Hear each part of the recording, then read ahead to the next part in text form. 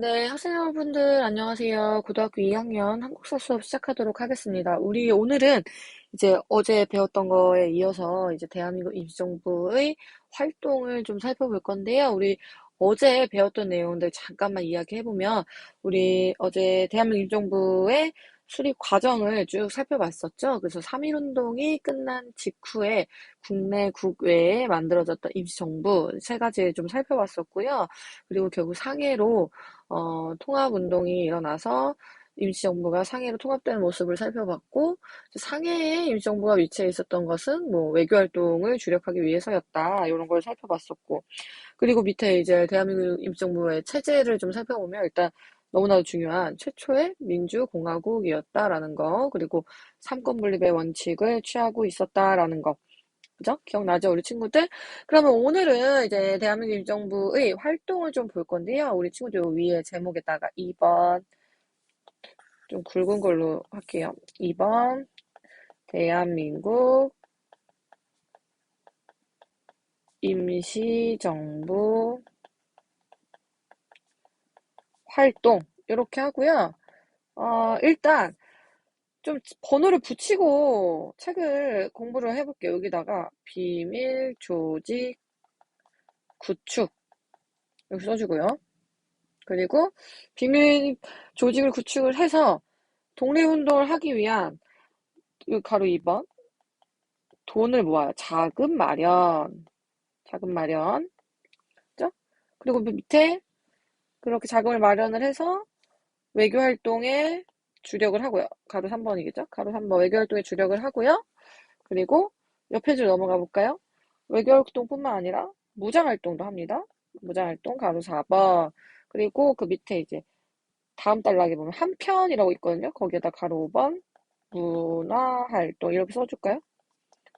활동을 굉장히 다양하게 살펴보죠. 그래서 비밀 조직을 구축을 하고, 그리고 자금을 마련을 하고, 그죠?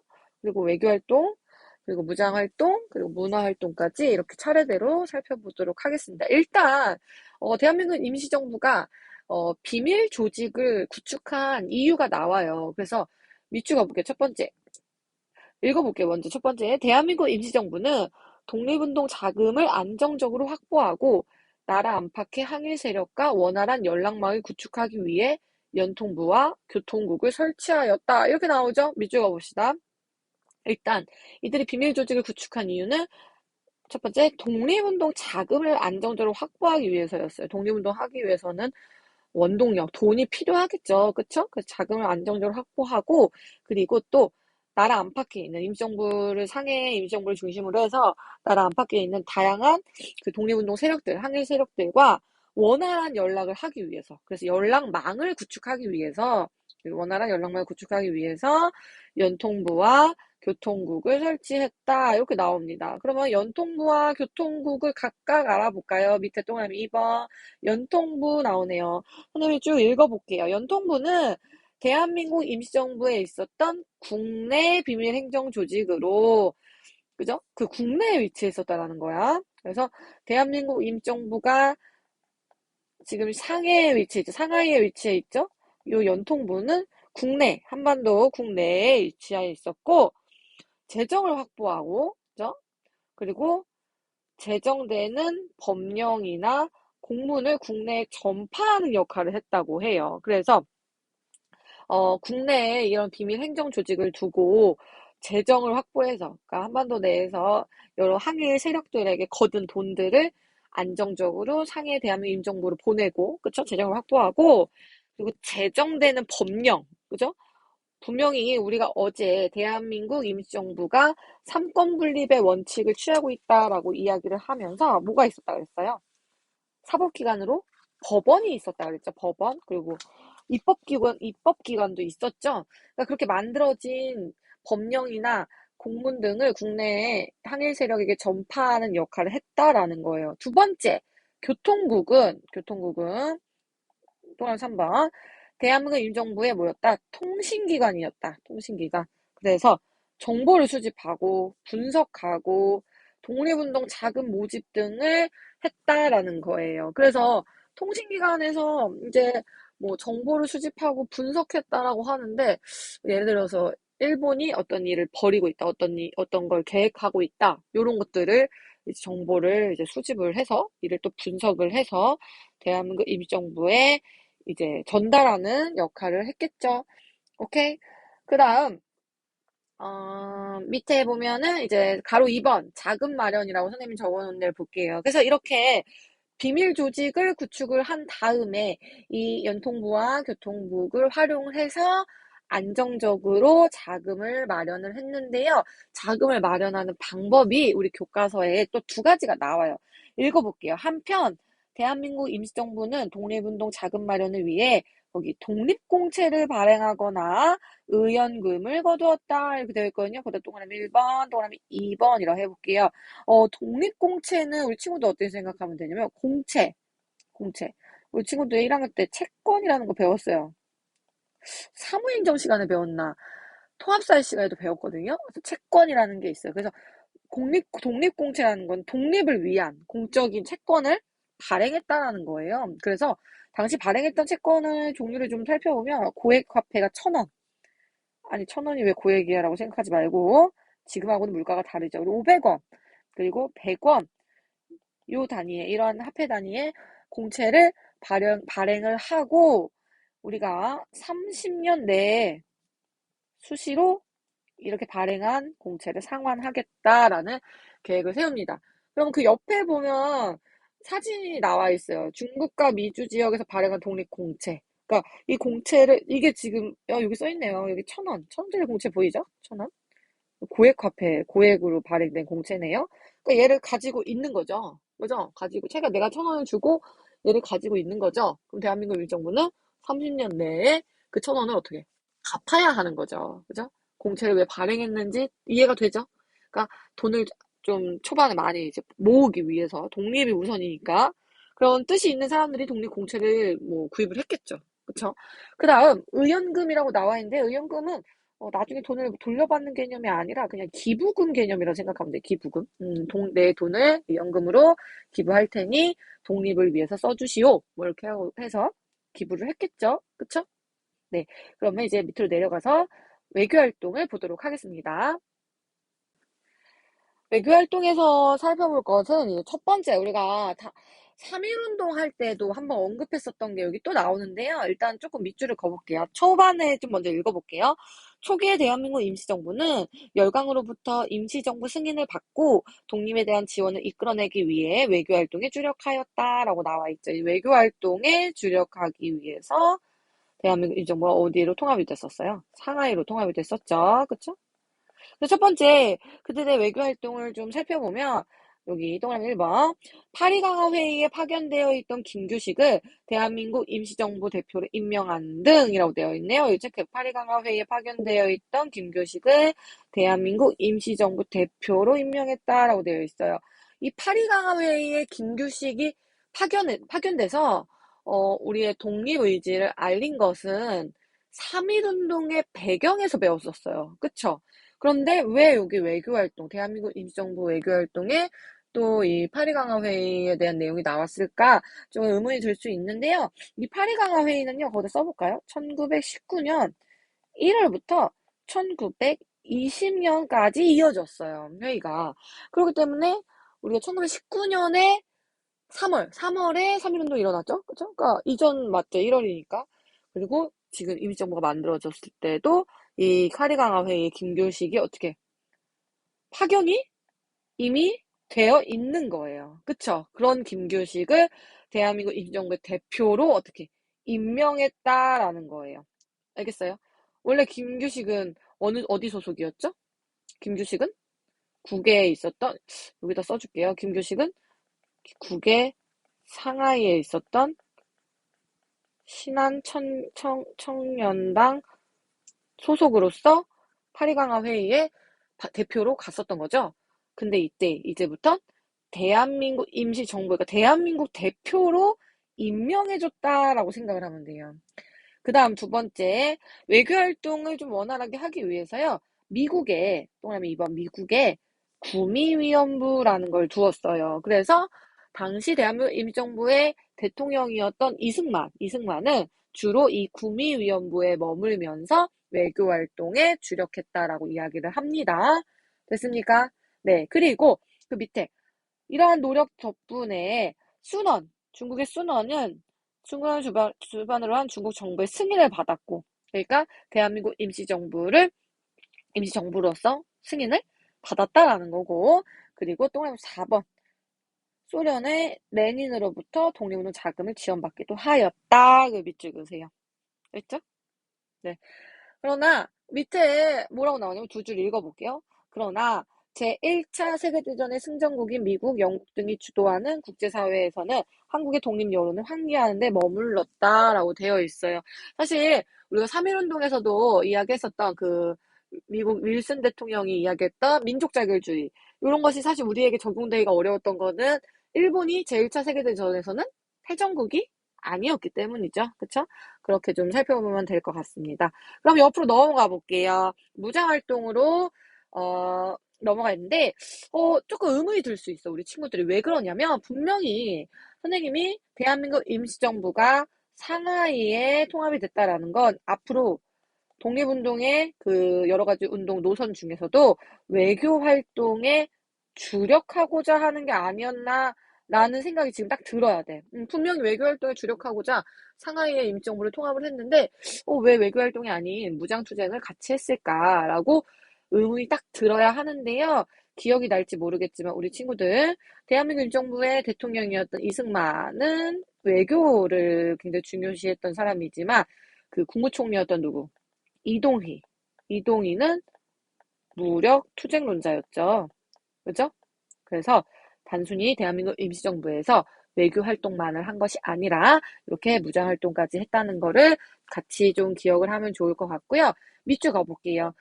읽으면서 대한민국 임시정부에서는 만주 지역의 무장투쟁 세력도 다수 참여했고요. 그죠? 무장투쟁론자들도 대한민국 임시정부에 참여했었다라고 이야기했었죠. 그리고 임정부는 외교활동에 비중을 두었지만 여전히 독립전쟁도 염두에 두고 있었다라는 거예요. 그죠? 그리하여 남만주에, 여기 밑줄 긋게요. 체크. 남만주의 군무부의 직할부대인 광복군 사령부, 광복군 총영 등을 두고 무장투쟁을 전개했다라고 되어 있습니다. 됐습니까? 네. 이제 마지막. 이제 문화활동으로 넘어가 볼게요. 문화활동은요, 이제 거기 보면 독립신문을 간행했다라고 되어 있죠? 아, 신문을 만들었구나. 우리 앞서서 독립협회 배울 때 독립신문이 있었죠. 그쵸? 그 앞서 나왔던 그 독립신문하고 요건 달라요. 한자는 똑같거든요? 네. 이 독립신문은 대한민국 임시정부에서 발행한 신문이었다라는 거. 그리고 두 번째는요, 임시사료편찬위원회를 두어서 한국과 일본의 이런 관계를 모아놓은 사료집을 편찬했대요. 그게 밑에 나온 한일 관계 사료집이에요. 그래서 뭔가 사료만을 모아놓은 책을 편찬했다라고 하니까 이렇게 생각할 수 있어요. 한일 관계 사료집이 아니라 아예 그런 사료를 싹 정리한 한일 관계사, 역사서를 편찬했으면 어땠을까 하는 아쉬움이 남지만 시간적인 여유가 좀 부족했을 것 같아요. 선생님이 생각했을 때. 한일관계 사료사보다는 이제 한일관계 사료집, 사료를 모아놓은 이런 책을 편찬을 했고요. 실제로 이 한일관계 사료집에서는요, 대한민국 임정부가 만들어지기 전에 있었던 3.1운동에 대한 사료가 굉장히 많이 이렇게 있어요. 이 사료집에. 그래서 이 사료집을 가지고서 3.1운동에 대한 연구를 하는 데 있어서 굉장히 연구에 기여를 하고 있다. 이렇게 생각하면 됩니다. 네, 됐습니까? 그래서 여기까지 우리가 대한민국 임시정부의 활동을 살펴봤어요. 그래서 대한민국 임시정부에서는 비밀조직을 구축을 하고요. 그리고 비밀조직을 구축한 뒤에 자금을 모으기 위해서 노력을 했고요. 그리고 외교활동과 무장투쟁, 무장활동과 그리고 문화활동까지 이어져 나갔다. 이제 마지막은요. 이 교과서에 제목이 뭐라고 되어 있냐면 국민대표 회의를 통해 새로운 진로를 모색하다라고 되어 있거든요. 뭔가 이 대한민국 임정부에 대한 뭔가 결과? 이런 게 아니라 뭔가 또 새로운 개념인 국민대표 회의라는 게 열려요. 그래서 국민대표 회의라는 게 대한민국 임시정부 내에서 갑자기 왜 열렸는지 먼저 그 배경을 한번 볼까요? 배경을 보면 아쉽게도 거기 대한민국 임시정부는 우리가 앞서서 배웠던 이 교통국가, 비밀 조직이었던 교통과 연통부 조직이 일제히 발각되었어요. 그래서 이때부터 뭐가 어려워졌느냐? 자금 조달이 어려워졌어요. 그죠? 이 연통부, 교통국가 연통부에서 이제 자금을 조달하기 위해서 굉장히 노력을 많이 했죠. 근데 이 조직이, 국내에 있었던 이 조직들이 발각이 되자 이제 돈줄이 끊어지게 된 거예요. 그런 상황에서 여기 봐봐. 외교 활동에 대한 무장투쟁론자의 비판이 거세졌다라고 해요. 그러니까 대한민국 임시정부가 상하이로 통합되는 데 있어서 우선 대한민국 임시정부에서는 외교 활동을 주력으로 하겠다라고 했던 거잖아. 그치? 근데 외교 활동과 겉들여서 지금 무장투쟁론자들도 대한민국 임시정부에 참여하고 있죠. 그런데 이 외교 활동이 어떤 딱 눈에 보일 만한 결실을 맺지 못했다라고 생각을 해서 이 투쟁론자들이 외교활동론자들을 굉장히 많이 비판했어요. 특히 이제 이승만 대통령 같은 경우는 다시 미국의 국민위원부에 많이 머물러 있었다 그랬죠. 그거에 대해서도 대통령이 상하이에 머물러야 상해에 임종부가 지금 상해에 있잖아. 상해에 머물러야지 미국에 머무른다라고 하면서 비판을 굉장히 많이 했고 또 옆에 동그라미 3번 사회주의 계열과 민족주의 계열 간의 갈등도 굉장히 두드러지게 나타났습니다. 됐습니까? 네. 그래서 이러한 문제점을 해결을 하고자 이들이 회의장에 모여 앉았어요. 그래서 여기 가로 2번 전개라고 해볼게요. 앞으로 대한민국 임정부의 운동 노선, 이런 우리의 독립운동 노선을 어떻게 할 것인가, 우리의 방향성에 대해서 한번 진지하게 고민해보자라고 하면서 국민대표 회의를 열고 회의장에 모두가 모여 앉았는데요. 그래서 여기서 독립운동의 새로운 방향을 모색하기 위해서 모여 앉았어. 그런데 이 국민대표 회의에서 서로 의견이 두 가지로 갈리게 됩니다. 그것이 바로 그 아랫줄에 나오는 동그라미 2번 개조파와 창조파로 대립했다라고 되어 있어요. 우리 친구들 옆으로 넘어와 볼게요. 개조파와 창조파가 서로 갈등을 빚었는데요. 얘들아, 개조라는 건 어떤 느낌이야? 개조는 뭔가 고치자. 뜯어서 고치자. 이런 느낌이고요. 창조한다는 게 뭐야? 뭔가 새로운 것을 만들자. 이런 느낌이죠. 그래서 개조파하고 창조파의 주장 내용을 좀 보면 개조파는 뭐라고 얘기하냐? 현재 대한민국 임정부를 개선해서 독립운동의 중심 역할을 맡아야 한다는 입장. 그러니까 대한민국 임정부의 운동 노선을 바꾸면 되는 거 아니냐. 더 적절한 방향으로, 더 나은 방향으로 바꾸면 되지. 대한민국 임정부를 이렇게 힘들게 만든 걸 굳이 폐지할 이유가 있냐. 그러니까 대한민국 임정부를 뜯어 고치자라고 했던 게 개조파. 그죠? 그리고 창조파는요. 대한민국 임정부는 지금 어떠한 역할과 어떠한 위치 이런 게 굉장히 불안정하고 아무런 의미가 없는 것 같다라고 하면서 이를 대신할 새로운 조직을 만들어야 한다라는 입장. 그죠? 새로운 걸 창조해야 된다라는 입장. 이거 개조파와 창조파로 나뉘어서 정말 격렬하게 대립을 합니다. 그러다가 이 국민대표 회의가 어떻게 되느냐? 교과서 거기 보면 어떻게 됐어요? 회의는 결렬됐다 돼 있어요. 그러니까 회의가 결렬됐다라는 표현은 얘들아 어떠한 결과가 딱 땅땅땅 난 게 아니라 어떻게 결정을 내리지 못하고 그대로 어떻게 흐지부지 끝이 났다라고 생각을 하면 돼요. 네, 결렬됐어요. 그래서 국민대표회의가 결렬된 이후에 대한민국 임시정부는 이제 활기를 잃고 앞서서 막 이렇게 무언가를 해보자 하면서 여러 가지 활동을 했던 그런 중심 노선을 잃고 어떻게 되냐면 결과 마지막으로 써볼게요. 일단은 제대로 대통령 직무를 수행하지 않았다라고 해서 이승만을 대통령 자리에서 탄핵을 합니다. 탄핵을 하고요. 이전에는 대통령제를 중심으로 한 국무총리가 있었다면 밑에 대통령제가 아니라 동그라미 2번 헌법을 고쳐서 국무령 중심의 집단지도 체제로 전환했다라고 했어요. 그래서 국무령 그래서 국무령 아까는 이제 봐봐 초반에는 대통령이 있죠. 대통령 그리고 그 밑에 국무총리가 있잖아. 그죠? 근데 이제는 국무령이 중심이 되는 한 사람에게 권력이 이렇게 집중되는 것이 아니라 집단이 여러 사람이 함께 지도하자라고 하는 집단 지도 체제로 전환이 됐다라는 거예요. 그리고 나서 뭔가 수렁에 빠져있던 이런 대한민국 임시정부를 다시 끌어올리기 위해서 어떤 해결책을 제시한 사람이 바로 누구냐?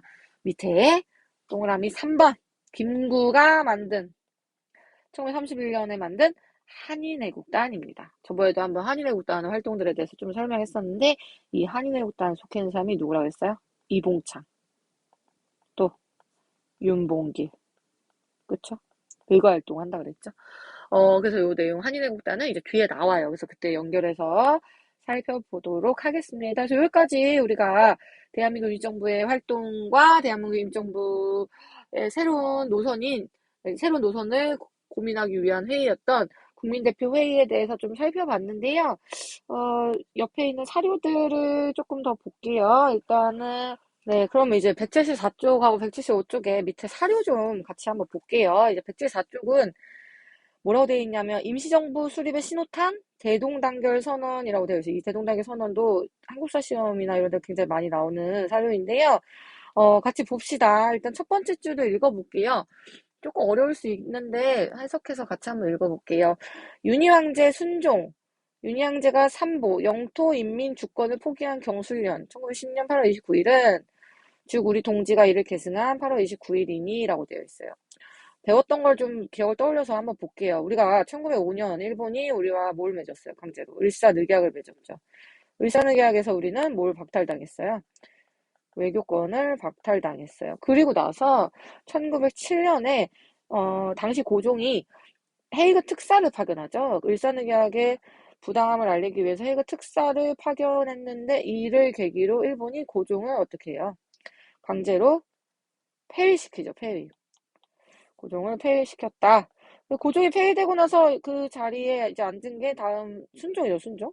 그러니까 지금 보니까 여기 순종이라고 나와 있는 거 보니까 이미 1905년 을사늑약 체결된 이후에 쓰여진 글이야. 그리고 지금 보면 경술련 1910 8월 29일로 되어 있죠. 그러니까 이때를 언제 얘기하는? 1910? 언제? 일본이 우리를 강제로 합방한 거죠? 한일 병합을 이야기를 하는 거예요. 경술국치.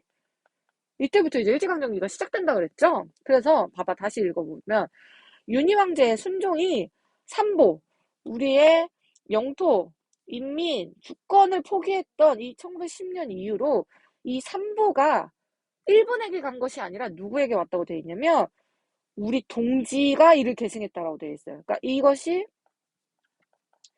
일본에게 간 것이 아니라 이것은 우리 2천만 동포에게 왔다. 그래서 뭐라고 되어 있냐 밑에 저 황제권 소멸할 때가 즉 민권 발생의 때요라고 되어 있네요. 황제권이 소멸했을 때가 바로 우리의 민권이 생겨난 때이다 라고 되어 있어요. 그리고 또 내려가 보면 고로 결론이에요. 경술련 윤희왕제 순종이 주권을 포기한 즉 우리 국민 동지에 대한 묵시적 선의이니 순종이 이 주권을 포기한 것은 그 주권을 묵시적 말은 하진 않았지만 일반 우리 동포들에게 넘긴 거다. 선의를 했으니 우리 동지는 당연히 삼보를 계승하여 통치할 특권이 있고 또 대통을 상속할 의무가 있도다. 그런데 지금 현재는 일본이 우리를 불법적으로 국권을 강탈해서 쥐고 있어서 우리가 이 삼보를 계승하는 것이 어려우니 쉽지 않으니 해외에 뭐를 만들어서 임시정부를 만들어서 그 삼보를 계승해야 한다라고 이야기하고 있는 거예요. 그 옆에 다 좀 쉬운 말로 되어 있는 걸 체크해보면 이 선언은 순종이 주권을 포기한 순간 한국의 주권은 이민족인 일제에 넘어간 것이 아니라 2천만 동포에게 귀속되었다고 규정하였다 되어 있죠. 그렇죠? 그래서 현재는 주권 행사가 어려운 상황이므로 대한민국 임정부를 만들어서 이 권리를 위임받아야 된다라고 이야기를 하고 있네요. 그렇죠? 그래서 임정부 수립의 당위성을 밝히고 임정부가 왜 필요한지에 대해서 밝히고 그리고 대한제국의 영토, 인민, 주권을 계승한 새로운 민주주의 국가 건설의 신호탄을 쏘아올린 점에서 큰 의미가 있다라고 되어 있습니다. 그렇죠? 지워도 어렵지 않죠? 그럼 옆으로 넘어가 볼게요. 여러분 넘어가서 요 탐구 내용을 볼게요. 대한민국 국제가 나오고요. 자료 2번에는 대한민국 임시정부 임시현장 그리고 대한민국 임시정부 헌법이 나와 있는데요. 대한민국 국제, 그죠? 대한민국 임시정부 되어 있는데 이 대한민국 국제는 언제 만들어진 거예요? 대한제국. 우리 앞서서 광무개혁 배웠었죠? 고종이 황제의 자리에 앉았었죠? 그쵸? 그리고 광무개혁을 시행했었잖아. 그래서 이 내용을 살펴보면 대한제국은 자주독립제국이다. 황제국이다라고 얘기하고 있어요. 제국이라는 건 황제국이라는 거죠.